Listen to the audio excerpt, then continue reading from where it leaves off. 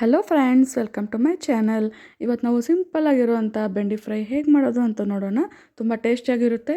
ಮೊದಲೊಂದು 1/4 kg ಬೆಂಡೆಕಾಯಿ ತೊಗೊಂಡಿದ್ದೀನಿ. ಅದನ್ನು ಸಣ್ಣಗೆ ತೆಳ್ಳಗೆ ಕಟ್ ಮಾಡಿಕೊಂಡು ಒಂದು ಸ್ವಲ್ಪ ಆಯಿಲಲ್ಲಿ ಹಾಕಿ ಚೆನ್ನಾಗಿ ಫ್ರೈ ಮಾಡ್ತಾಯಿದ್ದೀನಿ. ಯಾಕಂದರೆ ಅಂಟಿರೋದ್ರಿಂದ ನಾವು ಏನೇ ಮಾಡಿದ್ರು ಬೆಂಡೆಕಾಯಿ ಆಯಿಲ್ ಹಾಕ್ಬಿಟ್ಟು ಸ್ಟಾರ್ಟಿಂಗ್ ಫ್ರೈ ಮಾಡ್ಕೋಬೇಕು.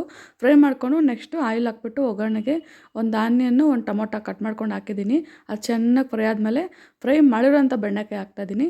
ಹಾಕ್ಬಿಟ್ಟು ಸ್ವಲ್ಪ ಅದರಲ್ಲೂ ಚೆನ್ನಾಗಿ ಫ್ರೈ ಮಾಡ್ಕೋಬೇಕು.